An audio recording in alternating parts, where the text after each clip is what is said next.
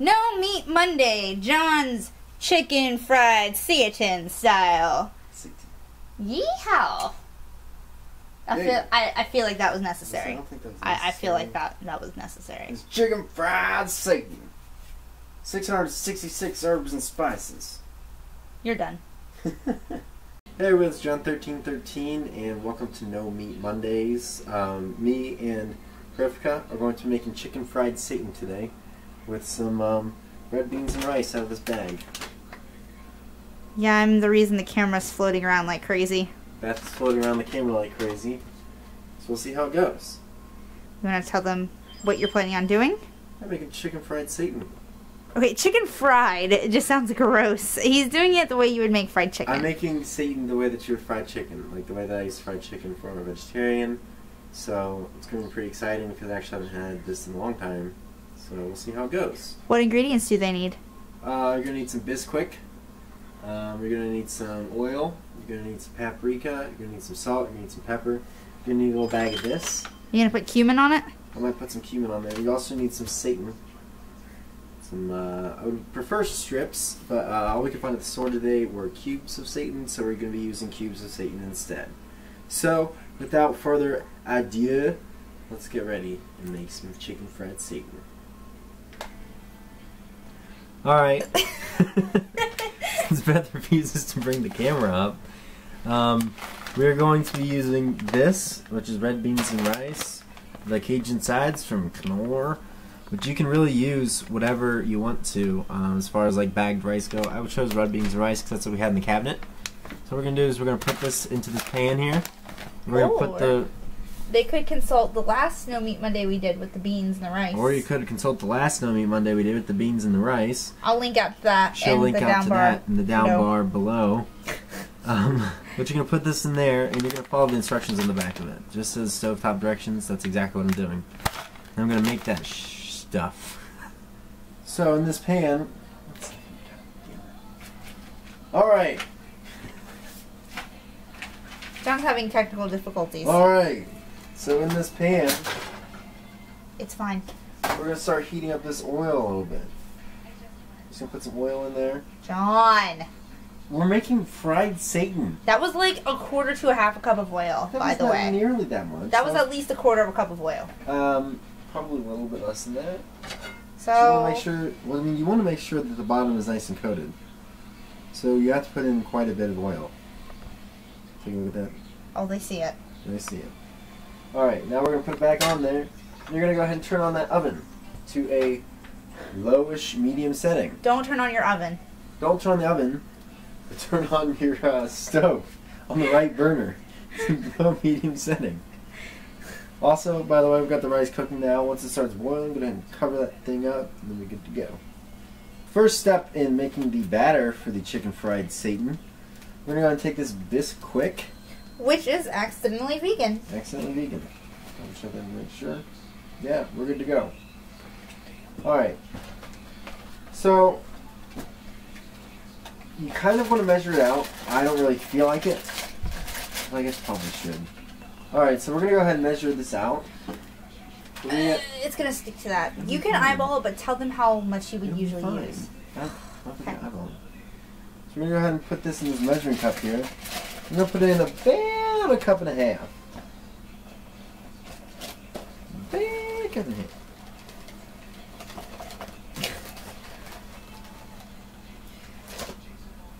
You want a fork? I'm good.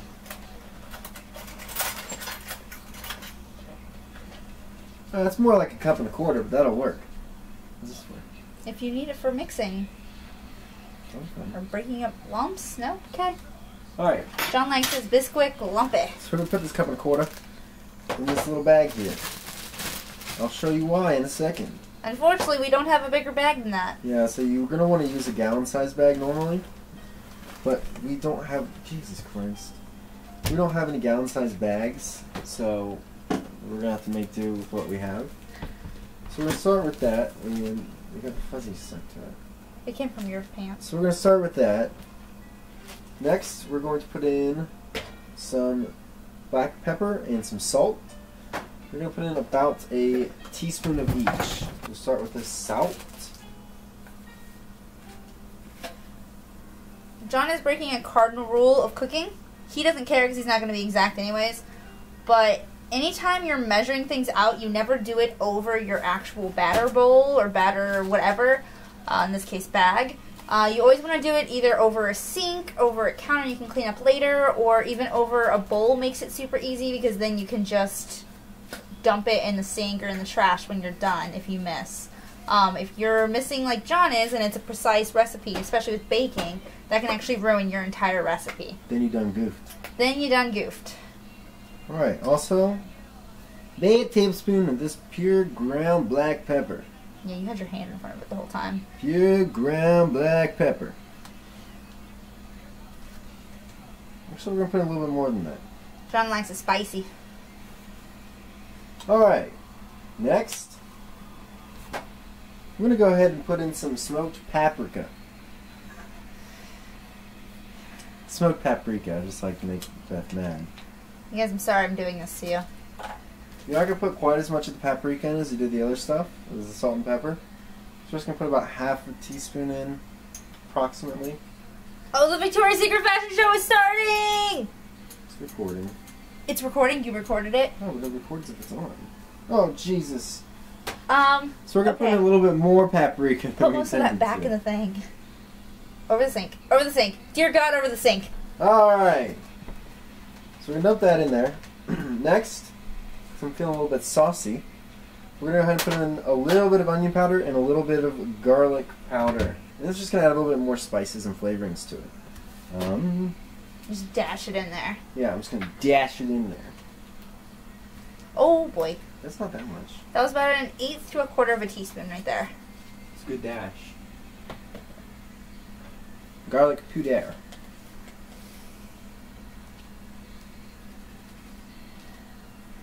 I'm terrified of how this is going to taste. Also, because we want it to be a little bit of spicy, we're going to put in some ground cayenne red pepper.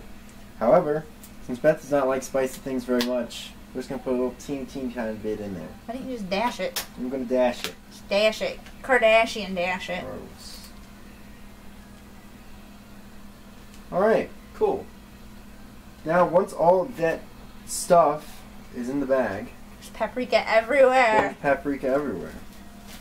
I'm going to take that bag and I'm just going to shake it. Shake and bake. You're mixing up your ingredients, basically. Yep. Woo!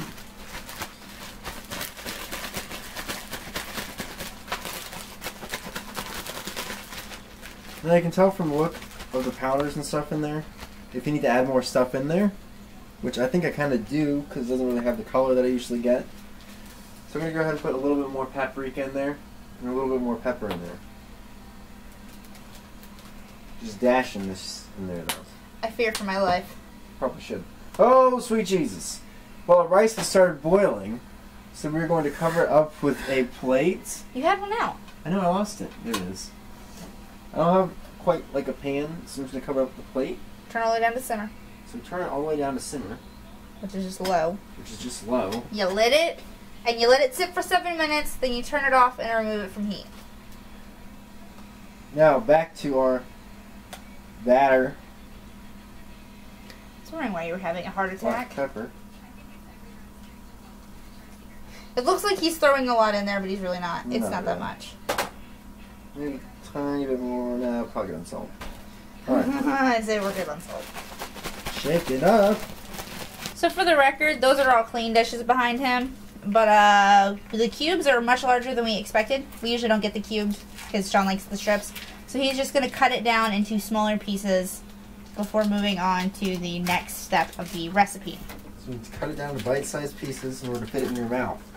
Unless you have a giant cube-shaped mouth, this is what you're going to do. Okay. Alright, so now that we have the Seitan chopped up into tiny bite-sized pieces, we're going to go ahead and toss it into this batter. And it should stick to it because it's got this nice juices, the Seitan juices. Why do I like you? And in the meantime, the oil has been heating up on the stove right over there, as you can see. So now that we have it all into the bag, we're going to go ahead and shake this bag out. This is going to evenly distribute all of our tasty goodnesses all over the Seitans.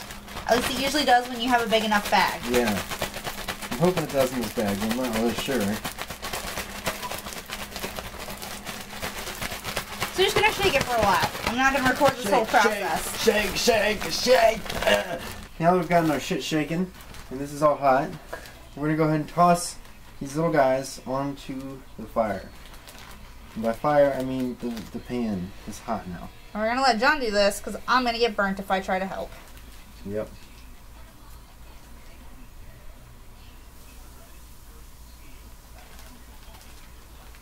This pan's kind of small. So you typically want to use one that's a little bit bigger. So you can see it's just kind of setting it in the oil, and then here in a second he'll evenly distribute that oil across the pan. Our stovetop is kind of tilted just a bit. We haven't had a stovetop that isn't tilted ever. Is that normal? Is everyone's stovetop tilted? So you're going to want to lay these out and try and make them even. Oh, I almost forgot. When you're cutting these things, you're going to cut them as evenly as possible. So that way they all cook as evenly as possible. Because if they're not even, then they'll cook really weird. Not good. So you'll burn some pieces and other pieces won't be done. That one's not very even, because that was a weird end piece. While you're doing this, you're going to have some extra left over. You're going to want to go ahead and put it on top of some of the ones that are in there. If you can see any pieces that got missed, go ahead and put it on there. And also, it'll make nice little crunchies when you're done. And they're really good. John really likes to eat like the ends of crackers, like little crunchies in the bottom, things like that. He likes the french fries that are way burnt to a crisp.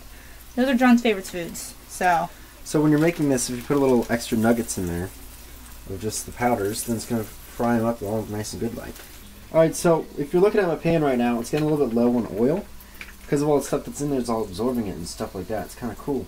So we're going to go ahead and add a little bit more in there. And by a little bit, I mean a ton more. That's how John cooks. Swimming in there. If you're looking for a healthy meal, you found it. Really couldn't see you. That's okay. Yeah. He just made a jackassy face. Alright, so as you can see, this cooks up oil pretty quickly. So we're going to go ahead and put a little bit more in there, and then we're going to go ahead and flip them over, because it looks like it's about that time. He possibly burnt it just a little. Well, that's what makes it tasty. That's how John Lyman likes his food. And actually, it might not even be the actual Satan that's burning. It might be the Crispies I'm making. Although it could be a little bit of the Satan. Shannon, is it? We're not going to record this entire process. It's going to take him a hot damn second. I'm really bad at flipping things. He might end up having me do it instead. So you can see some of them are a little bit burnt, but it's okay. It's nothing bad. Just add to the flavor. Those are my pieces. Those are John's pieces. Alright. As you can see, our rice is back there cooling off of heat. John's adding more breading, apparently. Take it easy on the breading. After I flipped it, you gotta add a little bit more in there. You gotta add a little bit more in there. John says so. So now I think it's pretty thoroughly cooked. It's been on there for a little bit. It looks like both sides are looking pretty good. So we're gonna go ahead and put this stuff onto there. And that just happens to be a paper plate we happen to have from the pizza delivery place on top of a regular plate. So we don't have any paper towels or napkins or anything like that. And obviously I would like to absorb some of the oils off of this. Because that's gross. Well, those little pieces are all goodness. It kind of has its own like sauce gravy business going on because John made it. Yeah, see the sauce gravy is the oil and the batter. And it mixes together in the pan. And it's delicious. And it makes sauce gravy. Sauce gravy. That's a patented sauces. That's what that is. Sauces. Because once you've gone sauces, you never go back. Did you just burn yourself? No, I thought I dropped one. So as you can see, it looks like fried chicken. A little bit. It smells a lot like fried chicken too, actually. A lot like fried chicken. It's kind of freaking me out. Get all these little goodies on good. Here. Yum. Alright, so what we're going to do is get our rice out of our pan right back there, put it in a dish or on a plate or something, put some of these chicken pieces in there, and then we'll be right back.